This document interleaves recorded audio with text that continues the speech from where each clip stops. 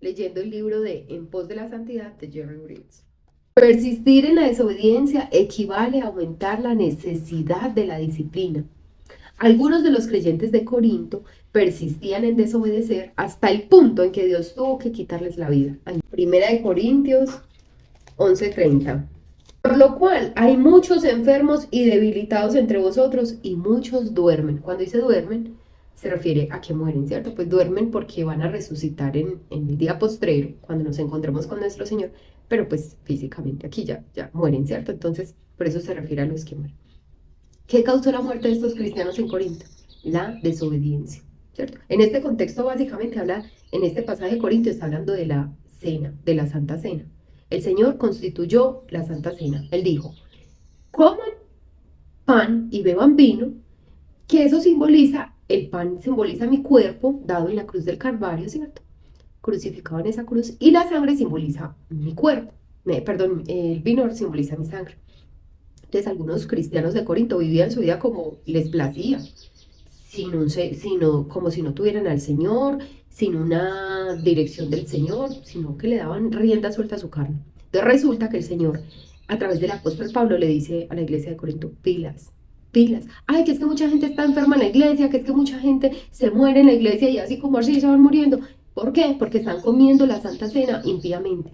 Porque yo dejé, dice el Señor parafraseando, yo dejé esa institución de la Santa Cena como un recordatorio que yo va a venir, pero deben comerlo cuando realmente viven en santidad, cuando procuran una santidad delante de mí.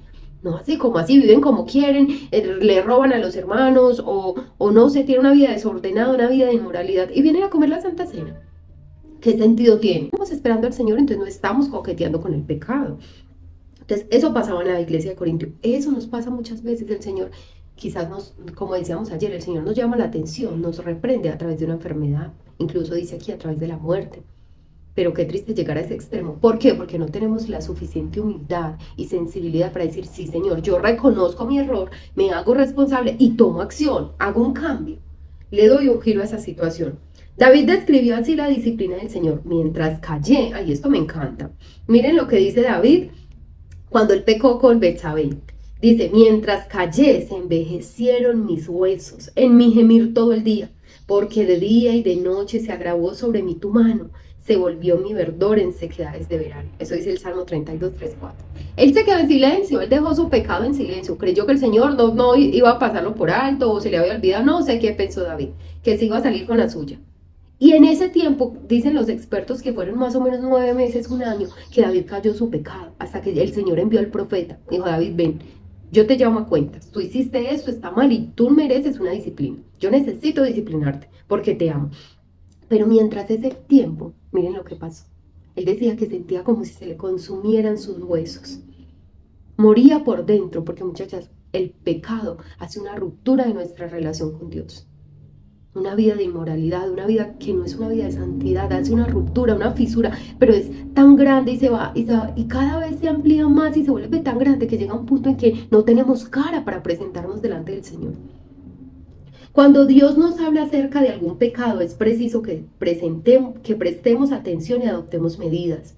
Si dejamos de encarar la cuestión, corremos el peligro de que su mano disciplinadora se cierna sobre nosotros. Cierta helada mañana de invierno entré a los terrenos de los navegantes con mi vehículo y el auto resbaló sobre el hielo y fue a parar contra un poste del alumbrado en un rincón. Algún otro automóvil con igual suerte había torcido el poste y yo no hice sino aumentar el ángulo de inclinación. No le dije nada al encargado de la propiedad, a pesar de que varias veces Dios me instó que debía hacerlo. 2 semanas después tuve otro accidente pequeño, después de más de 15 años libre de accidentes con el vehículo. Me di cuenta de que Dios me estaba tratando de llamar la atención, de modo que llamé por teléfono al encargado de la propiedad, le informé del accidente y le ofrecí pagar lo que costara poner un poste nuevo. Como dijo Pedro, conducíos en temor todo el tiempo de vuestra peregrinación, dice Primera de Pedro 1:17. Dios toma en serio la cuestión de la santidad en la vida de su pueblo y nos disciplina con el fin de lograrlo. Miren lo que, cierto, lo que pasa. Este hombre se da contra un poste y calladito, yo no voy a decir nada, igual ya le habían dado, ya lo habían doblado, yo me voy a quedar calladito porque si hablaba pues tenía de pronto que hacer algún pago, ¿cierto? Por el daño. Y tiene otro accidente. ¿Qué le está enseñando el Señor? Tienes que hablar, reconocer el error. Ya otro lo había dañado, pero el otro, si el otro se queda callado, si el otro calla es porque no conoce al Señor. Tú no eres así, tú y yo no somos así. Hay muchas cosas, muchachos, muchas cosas que la gente, ay, pero eso es normal para la gente que no tiene al Señor, pero para quienes tenemos al Señor esa situación no es normal. Para quienes tenemos al Señor debemos hacer cambios, debemos, es normal para mucha gente, miren, es tan atrevida la gente que muchas veces le devuelven de más en el supermercado, no sé, en cualquier otra parte. Yo hace días salí con alguien y le devolvieron de más. Y dijo, es que no, es que, ¿para qué no pone cuidado? ¿Cómo así que para qué no pone cuidado? Ay, es que el Señor me bendijo. ¿Cómo así que el Señor te bendijo? No, el Señor te está poniendo a prueba. No lo tomes como que si me devuelven más del pasaje, me devuelven más en un centro comercial, en una compra que hice, si se equivocaron y me dieron de más, no creas que es que el Señor te está bendiciendo. El Señor te está poniendo a prueba. Nos está poniendo a prueba.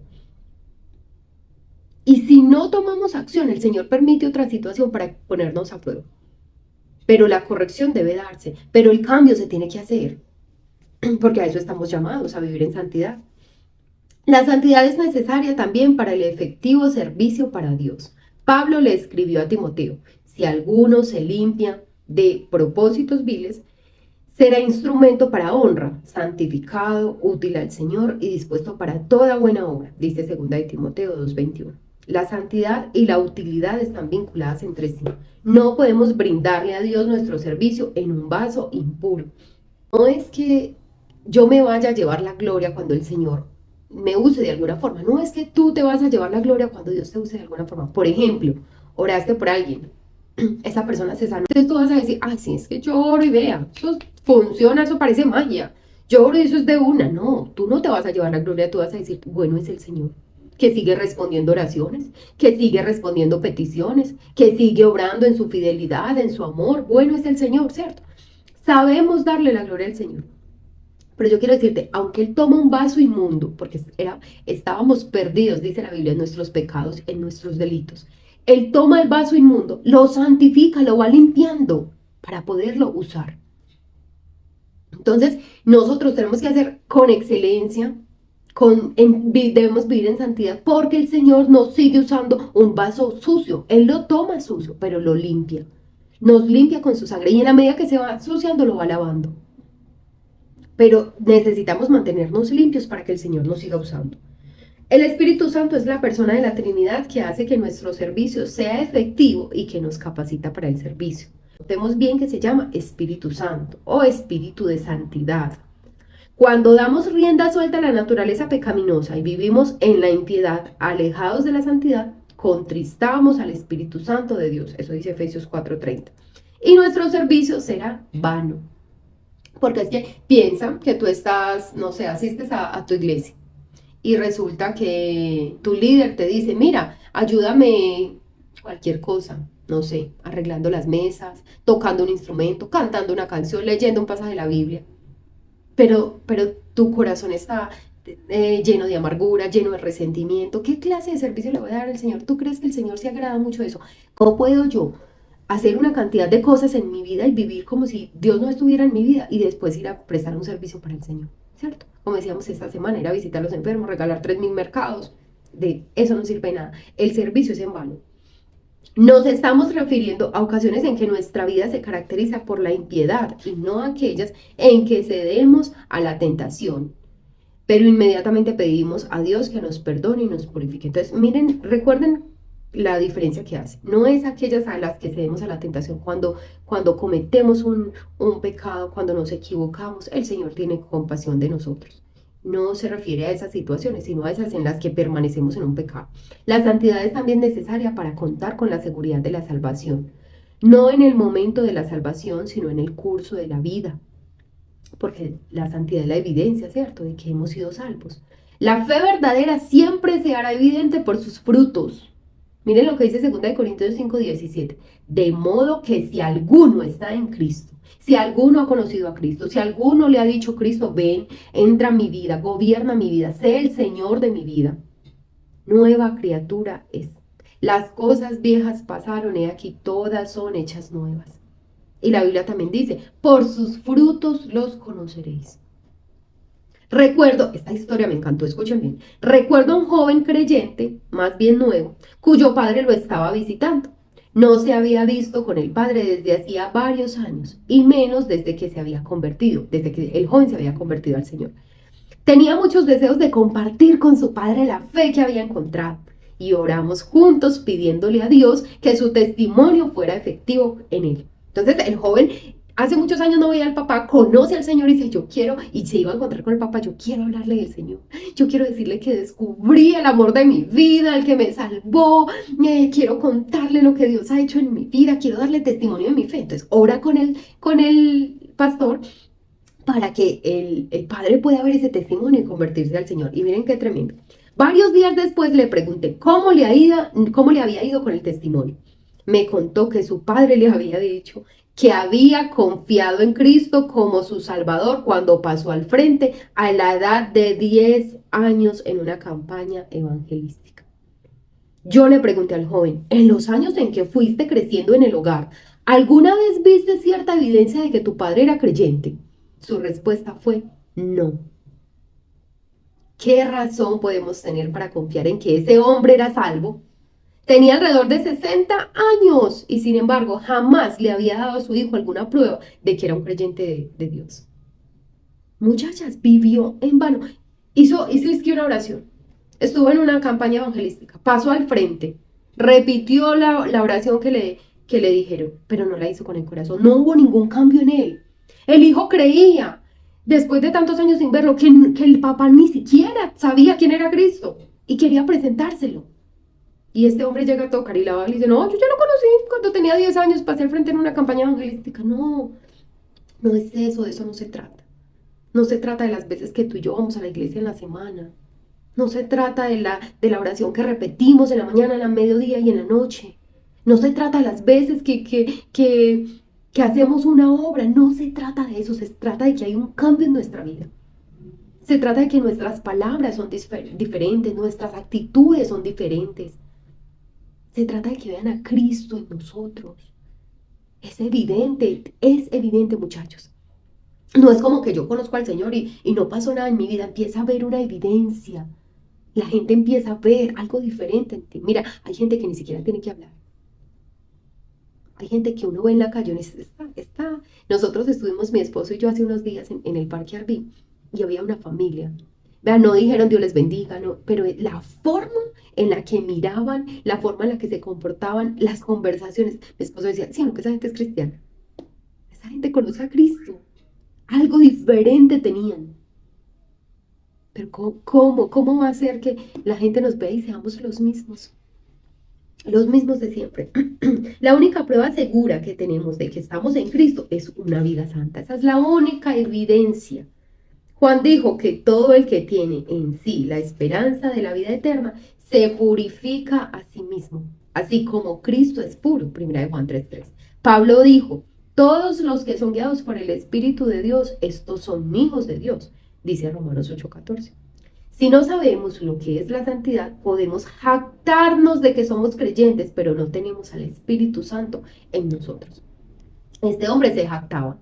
No, mi hijo, oiga, yo le llevo años luz a usted, yo lo conocí desde los 10 años, pero no había ninguna evidencia en él.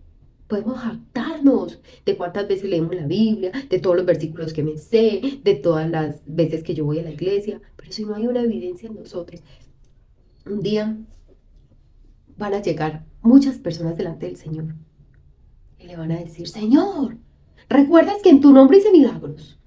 Eché fuera demonios, hice milagros, sané enfermos, quizás hasta resucité muertos. El Señor le va a decir, fuera, lejos, apártate de mí, yo no te conozco, hacedor de maldad. Señor, pero, y él va a decir, es que no es solo decir Señor, Señor, no todo el que dice Señor, Señor va a entrar al reino de los cielos. Es que su vida demuestra que conoció al Señor. Entonces todo el que se profesa cristiano, creyente, debe hacerse la siguiente pregunta. Vamos a hacernos esta pregunta. ¿Hay evidencia de santidad práctica en mi vida? ¿Yo practico la santidad? ¿Yo procuro una vida de santidad? ¿Busco y deseo la santidad? ¿Me entristece no lograr y procuro insistentemente la ayuda de Dios para lograrla? ¿Cierto? Y no es esa tristeza de que, ya, 0 y van 20.000, ya no insisto más, ya no voy más. No, es que me entristece, digo, Señor, perdón, Señor. David se arrepintió. David dijo, Señor, perdón, si yo he pecado. Y procuró tanto la santidad que ya siendo viejo, le llevaron una chica, porque él estaba ya pues muy adulto, entonces le llevaron una joven, una doncella para que lo calentara. Se le acostó al ladito y dice la Biblia que él no la tocó, no estuvo con ella, no la conoció. Se guardó para el Señor, pero volvió a pecar. Un día pidió que hicieran un censo. Le dijo a sus comandantes, a sus generales, hagan un censo. Censen el pueblo. A ver con cuánta gente es que yo cuento, cuánta la gente que me acompaña, cómo es de poderoso mi ejército. Se llenó de orgullo en ese momento, de vanidad. Y el Señor vuelve y lo disciplina. Por causa de él mueren muchos en el pueblo. Pero se arrepintió y no lo volvió a hacer. Hay cosas que nosotras vamos a decir, Señor, perdón. Y esto jamás, Señor. En tu nombre esto jamás vuelve a pasar en mi vida. Pero hay otras cosas que nos van a dar más dificultad, como el niño. Esta semana he escuchado una reflexión de cómo los niños aprenden a caminar. Entonces decían, ay, yo no sé cuántas veces eran, muchas veces que se cae un niño en un día. Muchas veces, y el niño no dice, no, sí, no. ¿Usted había visto a algún adulto gateando? Porque dijo, no, es que la verdad yo cuando era chiquito yo no fui capaz, yo me caía y me caía, entonces yo mejor decidí gatear. No pasa, ¿cierto? El niño no tiene miedo al que dirán, a la pena, al que se rían. Ahí está y vuelve y lo intenta. Y vuelve y se conecta, y vuelve y lee la Biblia, y vuelve y llora, y vuelve y va a la iglesia y sigue igual. No, cuando sientas que tu conciencia te acusa, o sea, para que la siga intentando. Eso sí es bobada suya, pues. Todas las veces que la han barrado y sigue. ¿Sabes qué vamos a hacer? Vamos a leer la Biblia. Y ahí vamos a ver casos de hombres maravillosos que amaron al Señor, que vivieron una vida de santidad, pero pecaron, pero se equivocaron, pero la embarraron. Y día a día buscaban la santidad. Pablo decía, no es que yo lo haya alcanzado ya. Prosigo, camino a la meta. Pero aquí estoy. No fallé y me equivoqué y me rindo. No. Dice la Biblia que el reino de los cielos lo arrebatan los violentos, los valientes, a los que no les importa si me caí una vez, 2 veces, 3 veces, me levanto, porque 7 veces cae el justo y 7 veces Jehová lo levanta. Entonces vamos a levantarnos, y yo no quiero que permitas que nadie venga a acusarte, ni los hijos, ni el esposo, ni nadie tiene por qué venir a acusarte. Nadie tiene por qué decirte, nadie. Escúchame bien, tu único juez es el Señor. Y no es que nos vamos a poner a pelear, a mí no me juzgue. No nos vamos a poner a pelear. Tú vas a tener inteligencia emocional, agilidad emocional y le vas a decir al Señor, Señor, tú me has dado poder, amor y dominio propio. Y yo controlo mis emociones, yo tomo el control de mis emociones. Y esto no me va a dejar rendir. Y así como esto, en toda la vida, no quiero que te rindas en nada, no nos vamos a rendir. Arrebatamos el reino de los cielos, somos valientes. Y cuando habla de violencia no es que nos ponemos a pelear con todo el mundo, sino que soy violento con mis pensamientos. Es decir que yo digo, yo tomo el control y desecho lo que no me sirve. Pero Dios va a ver nuestro esfuerzo por vivir en santidad, por agradarlo a Él. Y ese es nuestro único propósito. Escúchame, cuando tú y yo agrademos al Señor, el resto del mundo va a funcionar. Voy a abrir la cámara para que vean algo. La relación con Dios es algo así. Cuando tu relación con Dios está bien, así, y es como la cruz, tu relación con el resto del mundo está bien. Ay, va a haber quien no le gusta. No importa. Pero cuando nuestra relación así, como la cruz, de arriba hacia abajo, está bien contigo, tu relación con el resto del mundo va a estar bien, va a funcionar. ¿Listo? Vamos a ver. Amado Señor, gracias por tu presencia y por tu palabra, mi Señor. Tú nos desafías esta mañana a vivir una vida de santidad, Señor, y no queremos jactarnos únicamente que te hemos conocido. y llenarnos de la boca y decirle a todo el mundo que te hemos conocido, Señor, pero que no haya evidencia de eso en nuestra vida. Eso no es solo lo que queremos. Queremos, mi Señor, que nuestra evidencia, que es más, que nuestras palabras ni siquiera a veces tengan que ser pronunciadas, solo nuestro testimonio. Tú dices que muchas mujeres van a ganar a sus esposos con su testimonio. Nosotros queremos ganar a muchos con nuestro testimonio. No avergonzarnos. Si alguien pregunta, claro, conozco a Cristo, Él es el amor de mi vida, lo he conocido, es lo mejor que me ha pasado. Pero que nuestro testimonio no sean solo nuestras palabras, que nuestro testimonio sea nuestra vida, Señor. Yo te pido que fortalezcas a cada uno de los que está acá. Todos tenemos debilidades, Señor. Todos tropezamos, pero te tenemos a ti para levantarnos, para darnos ánimo, para ayudarnos. Señor, y que cuando algo estemos haciendo mal y venga tu disciplina, tu reprensión, seamos muy humildes para escucharte, para atenderte, Señor. Muchas gracias por esta mañana, gracias por este día, Señor. Yo sé que cosas maravillosas has preparado para nosotros hoy. Bendiciones, puertas se abren, cielos abiertos, Señor, para todas las personas que estamos aquí. Bendice la obra de nuestras manos. Ayúdanos a hacerlo con excelencia como para ti, Señor. Todo lo que hagamos, que lo hagamos con excelencia para ti. Ayúdanos a tener control de nuestras emociones. Dominio propio, Señor, sobre nuestras emociones. Y ayúdanos a hacerlo bien. Te lo pedimos en el nombre de Jesús. Cualquier necesidad que tenga aquí cualquier persona, Señor, emocional, financiera, de salud, familiar, hoy te pedimos que tú suplas cada necesidad conforme, Señor, a tu perfecta voluntad y a tu gloria, a tu grandeza, a tu poder, mi Señor. En el nombre de Jesús, amén y amén.